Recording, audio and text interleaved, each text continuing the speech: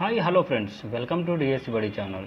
ఇప్పుడు మనం ఈ వీడియోలో 7th క్లాస్ జియోగ్రఫీ విశ్వం మరియు భూమి గురించి మీకు షార్ట్కట్స్లో బిట్స్ అయితే ఫ్రేమ్ చేయడం జరిగింది. ఇప్పుడు ఈ షార్ట్కట్ నోట్స్ మనం ఎక్స్ప్లెయిన్ చేసుకుందాం. విశ్వం గురించి తెలుసుకుందాం. ముందు విశ్వంలో సూర్యుడు, గ్రహాలు, పాలపుంత అనే నక్షత్ర వీధి మరియు ఇతర నక్షత్రాలు వీధులు ఉన్నాయి. విశ్వం ఎంత పెద్దదో ఎవరికీ తెలియదు. విశ్వం వ్యాప్తి అనంతమైనది. విశ్వం అనే పదం లాటిన్ పదమైన యూనివర్సమ్ నుండి ఉద్భవించింది. దీని అర్థం మొత్తం పదార్థము మరియు అంతరిక్షం. అంతరిక్షంలో నక్షత్రాలు, గ్రహాలు మరియు ఇతర సహజ వస్తువులను అధ్యయనం చేసే వ్యక్తిని ఖగోళ శాస్త్రవేత్త అని అంటారు. ఇంగ్లీష్లో ఆస్ట్రానమర్ అని అంటారు. రష్యన్ భాషలో కాస్మాలజీ, ఆంగ్లంలో ఆస్ట్రానమీ అని అంటారు. ఖగోళ శాస్త్రం పరిశోధన గెలీలియో అనే ఇటాలియన్ ఖగోళ శాస్త్రవేత్తతో ప్రారంభమైంది. ఇతడు టెలిస్కోప్ అనే పరికరాన్ని తయారు చేశాడు. ఈ పరికరం ద్వారా గెలీలియో మొదటిసారి ఆకాశం వైపు చూసినప్పుడు ఎన్నో వింతలు కనిపించాయి. గెలీలియో కాలం నుండి అనేక మంది ఖగోళ శాస్త్రం పరిశోధిస్తున్నారు. విశ్వం ఎలా ఉద్భవించిందనే దానిపై శాస్త్రవేత్తల మధ్య ఏకాభిప్రాయం లేదు. విశ్వం ఆవిర్భావం, ఈ విశ్వం అనేది ఎలా ఆవిర్భవించిందో ఇప్పుడు చూద్దాం. మహావిస్ఫోటన సిద్ధాంతం, బిగ్ బ్యాంగ్ థియరీ, దీనినే మనం బిగ్ బ్యాంగ్ థియరీ అంటాం. ఈ బిగ్ బ్యాంగ్ థియరీ మొదట జార్జిస్ లమైటర్ అనే బెల్జియం దేశానికి చెందిన ఖగోళ శాస్త్రవేత్త ప్రతిపాదించాడు. ప్రస్తుతం విశ్వం 13.7 బిలియన్ సంవత్సరాల క్రితమే ఒక చిన్న అణువు నుండి ప్రారంభమై ఆ చిన్న అణువు అనంతమైన ఉష్ణోగ్రత మరియు అనంత సాంద్రత కలిగి చిన్న బంతిలా ఉండేది. ఉష్ణోగ్రత మరియు సాంద్రత పెరిగిన కారణంగా అది పేలిపోయి విశ్వమంతా చిన్న ముక్కలుగా విసిరివేయబడింది. దాని ఫలితంగా విశ్వంలో నక్షత్రాలు, గెలాక్సీలు, గ్రహాలు, ఉపగ్రహాలు ఖగోళ వస్తువులుగా ఏర్పడ్డాయి. ఖగోళ శాస్త్రవేత్తల ప్రకారం విశ్వంలో కనీసం 125 బిలియన్ గెలాక్సీలు ఉన్నాయి. గెలాక్సీ ఒక అంచు నుండి మరొక అంచుకు దూరం 1,25,000 కాంతి సంవత్సరాలు. కాంతి సంవత్సరం అనేది దూరాన్ని కొలిచే ఒక ప్రమాణం. దీన్ని మనం ఇంగ్లీష్లో యూనిట్ అంటాము. కిలోమీటర్స్ని ఎలా అయితే మనం దూరాన్ని కిలోమీటర్స్ వాడతాం, దూరాన్ని కొలవడానికి కిలోమీటర్స్ని ఎలా అయితే మనం ఒక యూనిట్గా వాడతామో, మనం ఈ విశ్వంలో దూరాన్ని మనం ఒక లైట్ ఇయర్స్తో ఒక యూనిట్గా పరిగణిస్తాము. కాంతి 1 సంవత్సరంలో ప్రయాణించగల దూరం మనం లైట్ ఇయర్ అని అంటాము. కాంతి ఒక సెకన్కి 3 లక్షల కిలోమీటర్ల వేగంతో ప్రయాణిస్తుంది. విశ్వం సెకన్కి 70 కిలోమీటర్ల వరకు విస్తరిస్తుంది. విస్తరణ నేటికి జరుగుతూనే ఉంది. ఇప్పుడు మనం సౌర కుటుంబం ఆవిర్భావం, సౌర కుటుంబం అనేది ఎలా, ఈ సోలార్ సిస్టమ్ అనేది ఎలా ఆవిర్భవించిందో తెలుసుకుందాం. సౌర కుటుంబం శాస్త్రవేత్తల ప్రకారం 4.6 బిలియన్ సంవత్సరాల క్రితమే మన సౌర కుటుంబం ఆవిర్భవించిందని, మన సౌర వ్యవస్థలో సూర్యుడు మరియు 8 గ్రహాలతో రూపొందించబడింది. ఆ 8 గ్రహాలు ఏంటో మీకు తెలుసు. దీన్ని మనకి 3 సిద్ధాంతాలు అయితే ప్రతిపాదించారు సైంటిస్టులు. మీ 3 సిద్ధాంతాలు ఏంటో తెలుసుకుందాం. భూకేంద్రిక సిద్ధాంతం అంటే భూమి మధ్యలో ఉండి సూర్యుడు మరియు ఇతర ఖగోళ వస్తువులు దాని చుట్టూ తిరుగుతాయి. టాలమీ అనే ఈజిప్ట్ ఖగోళ శాస్త్రవేత్త ప్రతిపాదించాడు. ఈ భూకేంద్రిక సిద్ధాంతం టాలమీ అనే ఈజిప్ట్ ఖగోళ శాస్త్రవేత్త అయితే ప్రతిపాదించాడు. భూకేంద్రిక సిద్ధాంతం ఏంటంటే భూమి మధ్యలో ఉండి భూమి చుట్టూ అన్ని గ్రహాలు కానీ ఖగోళ వస్తువులు తిరుగుతుంటాయని ఈయన ప్రతిపాదించాడు. సెకండ్ది సూర్యకేంద్రిక సిద్ధాంతం. సూర్యుడు కేంద్ర స్థానంలో ఉండి గ్రహాలు, ఉపగ్రహాలు మరియు ఇతర ఖగోళ వస్తువులను దాని చుట్టూ తిరుగుతాయి. పోలిష్ ఖగోళ శాస్త్రవేత్త నికోలస్ కోపర్నికస్ ప్రతిపాదించాడు. నికోలస్ కోపర్నికస్ ప్రతిపాదించిన సిద్ధాంతం ఏంటంటే సూర్యకేంద్రిక సిద్ధాంతం. సూర్యుడు మధ్యలో ఉంటాయి, సూర్యుడు చుట్టూ ఇతర గ్రహాలు అన్నీ తిరుగుతూ ఉంటాయని ప్రతిపాదించాడు. నిహారిక పరికల్పన సిద్ధాంతం. గ్రహాలని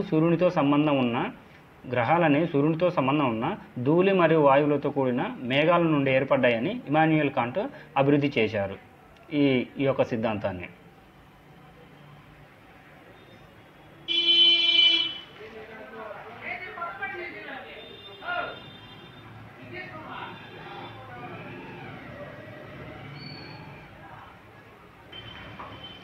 ఇప్పుడు మనము భూమి గురించి తెలుసుకుందాం. సౌర కుటుంబంలో భూమి ఒకటే జీవరాశి కలిగిన గ్రహం అని మనకు తెలుసు. సరైన ఉష్ణోగ్రత ఉంటుంది, ఎందుకంటే ఇది సూర్యునికి చాలా దగ్గరగా కానీ చాలా దూరంగా కానీ లేదు కనుక భూమిపై జీవరాశులు మనుగడ సాగిస్తున్నాయి. భూమిని ఒక 3 పొరలుగా కలిగి ఉంటుంది. భూపటలము, ప్రవారము, భూకేంద్రం అనే 3 కేంద్రాలుగా ఉంటుంది. ఇప్పుడు మనం పర్యావరణం అంటే ఎన్విరాన్మెంట్ గురించి తెలుసుకుందాం. ఒక ప్రాంతంలోని మొక్కలు, జంతువులు మరియు సూక్ష్మ జంతువులతో కూడిన అన్ని జీవ మరియు జీవరహిత కారకాలతో కలిసి పనిచేసే వ్యవస్థని పర్యావరణం అంటాము. ఓకేనా? పర్యావరణం ఎన్విరాన్మెంట్. ఈ ఎన్విరాన్మెంట్ అనే పదం ఫ్రెంచ్ నుంచి అయిన ఎన్విరానర్ అనే పదం నుంచి ఉద్భవించింది. ఎన్విరానర్ అంటే అర్థం ఏంటంటే పొరుగు అనే అర్థం వస్తుంది. అయితే మనం ప్రతి సంవత్సరం జూన్ 5వ తేదీన మనం ప్రపంచ పర్యావరణ దినోత్సవంగా జరుపుకుంటాము. ఈ యొక్క జూన్ 5న ప్రపంచ పర్యావరణ దినోత్సవం ఎవరు కండక్ట్ చేస్తూ ఉంటారంటే the world first environment day was celebrated in 1973. మనం ఫస్ట్ ఎన్విరాన్మెంట్ డే ఎప్పుడు జరుపుకున్నామంటే 1973లో జరుపుకున్నాం. దీన్ని ఎవరు కండక్ట్ చేస్తూ ఉంటారంటే యునైటెడ్ నేషన్స్ ఎన్విరాన్మెంట్ ప్రోగ్రామ్ వాళ్ళు, UNEP వాళ్ళు ఈ కండక్ట్ చేస్తూ ఉంటారు. ఎందుకంటే మన ప్లానెట్ని ప్రొటెక్ట్ చేయడం కోసం.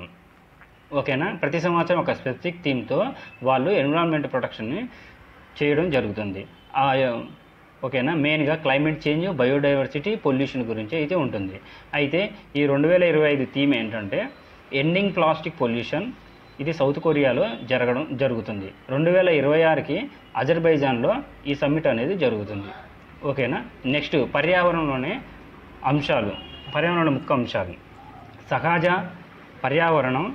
మనకు సహజ పర్యావరణం అంటే సహజ వాతావరణంలో భూమి, నీరు, గాలి, మొక్కలు, జంతువులు వంటి జీవులు ఉంటాయి.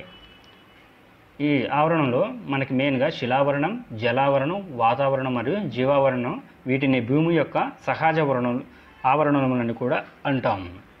శిలావరణం లిథోస్పియర్. లిథో మరియు స్పైరా అనే గ్రీక్ పదాల నుండి ఉద్భవించింది. లిథో అంటే రాయి, స్పైరా అంటే గోళము లేదా బంతి. భూమి యొక్క రాతి పొరను శిలావరణం అంటాము. ఇది రాళ్లను మరియు ఖనిజాలతో రూపొంది మట్టి యొక్క పలచని పొరతో కప్పబడి ఉంటుంది. ఇది పర్వతాలు, పీఠభూములు, మైదానాలు, లోయలు, డెల్టాలు, ఎడారులు మొదలైన వివిధ భూభాగాలతో కూడిన క్రమరహిత ఉపరితలం. వ్యవసాయం మరియు మానవ నివాసాల కోసం మనం ఉపయోగించే ఆవరణం శిలావరణం. పలుచటి నేల పొర మనకి ఆహారాన్ని, రాతి పొర పరిశ్రమలకు, ఖనిజాలను, పారిశ్రామిక అభివృద్ధికి తోడ్పడుతుంది. ఇది అడవులను మరియు పశువుల మేత కోసం గడ్డి భూములను అందిస్తుంది. ఈ భూస్వరూపాలను 3 శ్రేణులుగా విభజించారు. మొదటి శ్రేణి, 2వ శ్రేణి, 3వ శ్రేణి.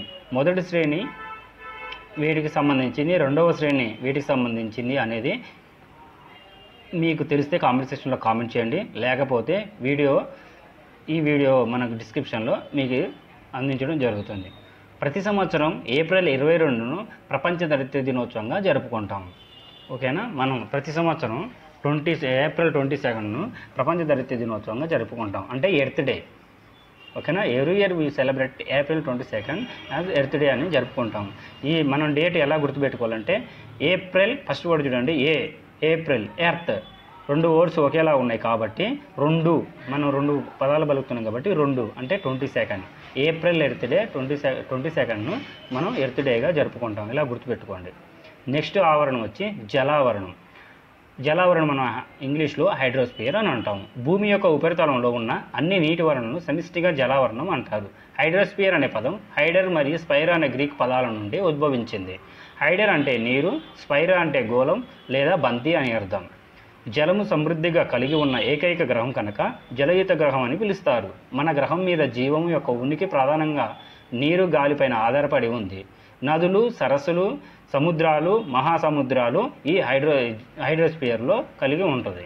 భూమి యొక్క ఉపరితలం సుమారు 2/3 వంతు అంటే 71% నీటితో ఆవరించి ఉంది.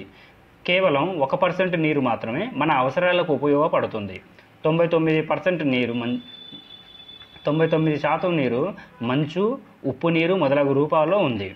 నీటిలో కొంత భాగం భూమి లోపల రాళ్ల పొరల మధ్య లోతుగా ఉంటుంది. దీన్ని భూగర్భ జలము అంటారు. ప్రతి సంవత్సరం మార్చి 22ను ప్రపంచ జల దినోత్సవంగా జరుపుకుంటాము. ఓకేనా? నెక్స్ట్ వీడియోలో అయితే